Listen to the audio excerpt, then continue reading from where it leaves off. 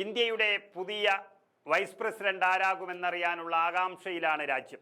September 9-നാണ് രാജ്യത്ത് vice president തെരഞ്ഞെടുപ്പ് നടക്കുന്നത്. അന്ന് തന്നെ ഫലവും പ്രഖ്യാപിക്കും. നേരത്തെ ജഗ്ദീപ് ധൻഖർ രാജിവെച്ചതിന് പിന്നാലെ BJP ശശി തരൂരിനെ ദില്ലിക്ക് വിളിപ്പിച്ചിരുന്നു. കോൺഗ്രസുമായി ഉടക്കി നിൽക്കുന്ന തരൂരിനെ ഉപരാഷ്ട്രപതി സ്ഥാനത്തേക്ക് പരിഗണിക്കുമെന്ന വാർത്തകൾ ഇതോടെ ശക്തമാവുകയും ചെയ്തു. കോൺഗ്രസ് പാർട്ടിക്കുള്ളിൽ നിന്ന് നേതാക്കന്മാർക്കെതിരെ കലാപക്കൊടി ഉയർത്തിയ തരൂരിന്റെ സമീപകാല നീക്കങ്ങളാണ് BJPയെ ഇരുത്തി ചിന്തിച്ചത്.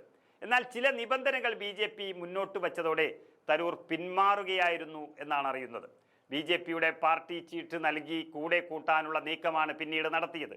അതുമേറ്റില്ല. എന്തായാലും കോൺഗ്രസിൽ അടിയുറച്ചു നിൽക്കുമെന്ന് തരൂർ പ്രഖ്യാപിക്കുന്നു. ഇതിനിടെ ഉപരാഷ്ട്രപതി ആരായിരിക്കുമെന്ന് വരെ തരൂർ വ്യക്തമാക്കുകയാണ്.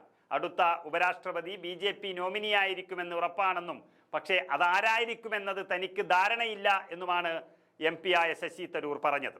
ഉപരാഷ്ട്രപതി ആരായിരിക്കുമെന്ന മാധ്യമങ്ങളുടെ ചോദ്യത്തിനാണ് തരൂർ ഈ രീതിയിൽ പ്രതികരിച്ചത്. ഭരണകക്ഷി നാമനിർദ്ദേശം ചെയ്യുന്ന ആളായിരിക്കും അടുത്തതെന്ന് നമുക്കെല്ലാം അറിയാം. കാരണം വോട്ടർമാരുടെ ഘടന നമുക്ക് ഇതിനകം അറിയാവുന്നതാണ്. ഉപരാഷ്ട്രപതി തെരഞ്ഞെടുപ്പിൽ ലോകസഭയിലെയും രാജ്യസഭയും മാത്രമാണ് വോട്ട് ചെയ്യുന്നത്. സംസ്ഥാന നിയമസഭകളും വോട്ട് ചെയ്യുന്ന രാഷ്ട്രപതി തെരഞ്ഞെടുപ്പിൽ നിന്ന് ഇത് വളരെ വ്യത്യസ്തമാണ്. അതിനാൽ ഭൂരിപക്ഷം ആർക്കാണെന്ന് നമുക്ക് ഇതിനകം തന്നെ അറിയാൻ കഴിയും. അടുത്ത ഉപരാഷ്ട്രപതി ഭരണകക്ഷിയുടെ സ്ഥാനാർത്ഥിയായിരിക്കുമെന്ന് കരുതുന്നുവെന്നും ശശി തരൂർ വ്യക്തമാക്കുന്നു. അതേസമയം ഉപരാഷ്ട്രപതിയെ തെരഞ്ഞെടുക്കുന്നതിൽ കേന്ദ്രം പ്രതിപക്ഷവുമായി കൂടിയാലോചിക്കുമെന്ന് പ്രതീക്ഷിക്കുന്നതായും പക്ഷേ അതൊക്കെ ആർക്കറിയാമെന്നുമാണ് ശശി തരൂർ പറഞ്ഞു വെക്കുന്നത്. ഇരുസഭകളിലെയും ആകെ അംഗബലം എന്ന് പറയുന്നത് 782 യോഗ്യരായ എല്ലാ അംഗങ്ങളും വോട്ടവകാശം വിനിയോഗിച്ചാൽ തന്നെ വിജയിക്കുന്ന ഉപരാഷ്ട്രപതി സ്ഥാനാർത്ഥിക്ക് 391 വോട്ടുകൾ ആവശ്യമാണ്.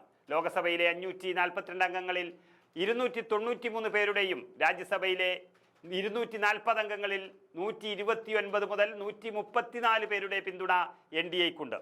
ഇരുസഭകളിൽ നിന്നുമായി ഭരണസഖ്യത്തിന് 422 അംഗങ്ങളുടെ പിന്തുണയാണ് അങ്ങനെ കാണാൻ കഴിയുന്നത്. ഉപരാഷ്ട്രപതി തെരഞ്ഞെടുപ്പ് സെപ്റ്റംബർ 9-ന് നടക്കുമെന്നാണ് തെരഞ്ഞെടുപ്പ് കമ്മീഷൻ അറിയിച്ചിട്ടുള്ളത്. നാമനിർദ്ദേശ പത്രിക സമർപ്പിക്കാനുള്ള അവസാന തീയതി ഓഗസ്റ്റ് 21-ആണ്.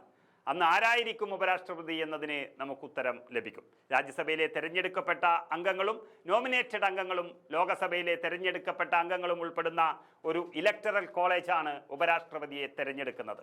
തരൂറിന്റെ നിലപാടിലേക്ക് വന്നാൽ നിരാശപ്പെടാതെ തരമില്ല. കൈവെള്ളയിൽ വന്ന് ഉപരാഷ്ട്രപതി പട്ടമാണ് നേരം ഇരുട്ടി വെളുത്തപ്പോൾ നഷ്ടമായത്. അതേസമയം BJPക്ക് പുറത്തുനിന്ന് പിന്തുണയ്ക്കുന്നത് വഴി കേന്ദ്ര സർക്കാരിൽ ഒരു പദവി തരൂർ ലക്ഷ്യമിട്ടതാണ്. പക്ഷേ പാർട്ടി മെമ്പർഷിപ്പ് ആദ്യം എടുക്കൂ, മറ്റെല്ലാം പിന്നാലെ എന്ന് തീരുമാനിക്കുകയായിരുന്നു BJP ചെയ്തത്.